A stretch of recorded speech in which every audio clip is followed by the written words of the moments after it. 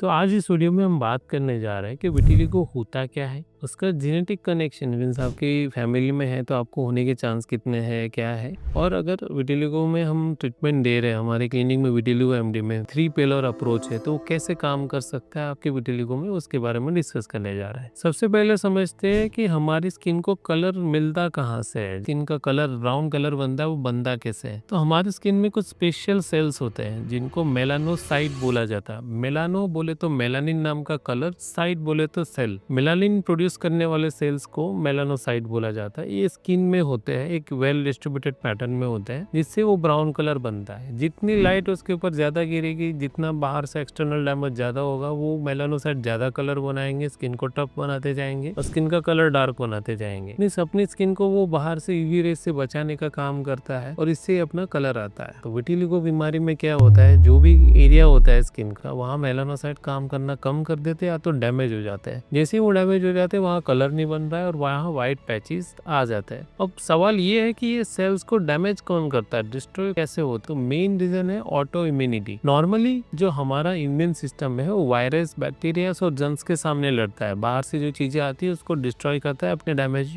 Body में रोना रोक लेता है। कई बार विटिलिगो जैसी कंडीशंस जो बहुत सारी है, उनमें इम्यून सिस्टम कंफ्यूज हो जाता है। वो जो सेल्स होते हैं, जो कलर बनाने वाले सेल्स है, उसको ही अपना दुश्मन समझ लेता है। तो विटिलिगो में मेलानोसाइट उसका दुश्मन बन जाता है इम्यूनिटी का, और उसके सामने वो अटैक कर देता है। कई बार हमने स्किन का बायोप्सी किया होता है, सैंपल लिया होता है विटिलिगो, तो उसमें दिखा जाता है कि मेलानोसाइट नाम का सेल उसका जो इम्यूनिटी के सेल्स है, उससे पता चला कि भाई ये ऑटो इम्यूनिटी है, इम्यूनिटी से स्किन को डैमेज किया जा रहा है। विटिलिगो कोई स्किन डिजीज नहीं है, ये आपकी इंटरनल हेल्थ का एक रिफ्लेक्शन है। आपकी बॉडी आपको बता रही है कि बॉडी के अंदर कुछ गलत चल रहा है। कुछ लोग ये भी पूछते हैं कि ये हेरिडिटी है, कि जेनेटिक्स है, कि मेरे फैमिली में है तो मुझे कितना होगा। कई बार आपकी फैमिली में विटिलिगो की बीमारी होती है, लाइक आपके फादर या मदर के, तो आपको होने का चांस है, जेनेटिक्स थ्रू आपको पास ऑन होगा। कई बार आपको दूसरी बीमारी आपके पेरेंट्स में दिखती है, लाइक थायराइड, एलोपेशिया एरियाटा, कुछ बाकी सिस्टमिक डिजीजेस है जिसमें ऑटोइम्यूनिटी का रोल है। जस्ट लाइक डायबिटीज भी एक ऐसा ही रोल है। तो वैसे वाली बीमारियों अगर है तो आपको भी ज्यादा होने का रिस्क रहता है। लेकिन याद रखिए, जेनेटिक्स अकेले जरूरी नहीं है। विटिलिगो ट्रिगर कब होता है, जब आपकी बॉडी में जेनेटिक्स और बाहर एक्सटर्नली कुछ उसको स्टिमुलेट करता है कि अभी ये स्टार्ट होने वाला है। सबसे पहला है सीवियर स्ट्रेस। आपका मेंटल, आपका फिजिकल कोई ट्रॉमा जा रहा है तो वो इम्यून सिस्टम को डिस्टर्ब कर देता है। दूसरा है स्किन इंजरी। बार बार आपको एक ही टाइप की स्किन इंजरी होती रहेगी तो भी, और आपको ऑलरेडी विटिलिगो हो गया है, अब दूसरे एरिया में आपको स्किन इंजरी हो जाएगी, तो उसको बोलते हैं कोबनर्स फिनोमेना। कोबनर्स नाम के साइंटिस्ट ने डिसाइड किया था कि छोटी छोटी चोटें लगेगी हाथ पैर में वहां पे, तो वहां पे घिसने के बाद स्किन कलर बनाना छोड़ देगी। तीसरा है chemical exposure. There are lot of chemical exposure, like heavy hair dyes जो केमिकल वाली रहती है, फिर कुछ केमिकल्स होते हैं जिससे सनबर्न बैठ जाता है, तो ये सारी चीजों से भी डैमेज होता है। तो डायरेक्टली या इनडायरेक्टली आपका सनबर्न हो जाए या केमिकल बर्न हो जाए तो उससे भी ये डैमेज हो सकता है। ये ट्रिगर उन लोगों में ज्यादा असर करता है जिनके जेनेटिक प्रीडिस्पोजिशन पहले से ही ज्यादा होती है, लाइक ऑलरेडी आपकी फैमिली में और आपको ऐसे एक्सपोजर होगा, severe stress, physical trauma, chemical burn, तो आपको और ज्यादा होने का रिस्क रहेगा। अब बात करते हैं बहुत ही इंपॉर्टेंट एस्पेक्ट की, जो कि है आयुर्वेदा।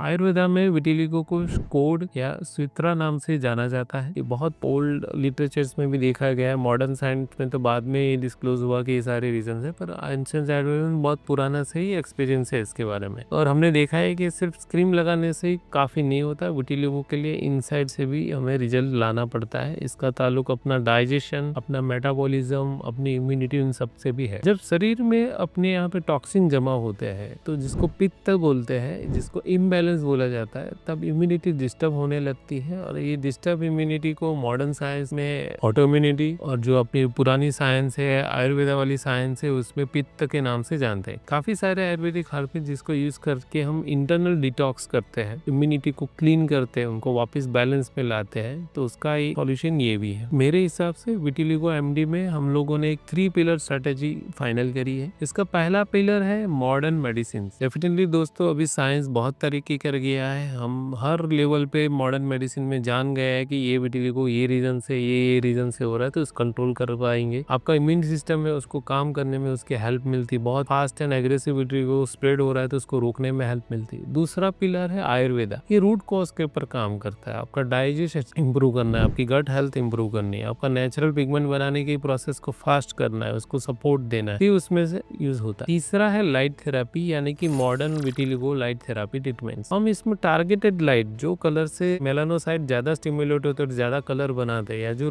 मेलानोसाइट इनएक्टिव हो गए उनको वापस वेकअप करना है, तो इसमें वो हेल्प करता है कि वो मेलानोसाइट को वापस स्टिमुलेट करके कलर बनाने में हेल्प करता है। ये तीनों पिलर्स अगर एक साथ मिल जाए तो आपका रिजल्ट है, एक तो फास्ट स्पीड में आएगा, दूसरा वो लॉन्ग लास्टिंग रहेगा। तो दोस्तों विटिलिगो से डरना बंद कीजिए। जैसे ये शुरू होता है सही वक्त पे सही डायग्नोसिस और सही ट्रीटमेंट से आप उसके ऊपर टोटल कंट्रोल पा सकते हो। डेफिनेटली ये 100% क्यूरेबल नहीं है, वापस ट्रिगर होने से वापस स्टार्ट हो सकता है, बट एटलीस्ट जो है उसके टोटली कंट्रोल में तो आप जरूर ला सकते हो। अगर आपको इसके बारे में और डिटेल में जानकारी चाहिए तो हमारा यूट्यूब का चैनल फॉलो करते रहिए। आपको लग रहा है कोई क्वेरीज है तो हमारे कमेंट बॉक्स में मैसेज डालिए, we will try to respond them in our next videos. तो दोस्तों मिलते हैं नेक्स्ट वीडियो में, तब तक के लिए धन्यवाद।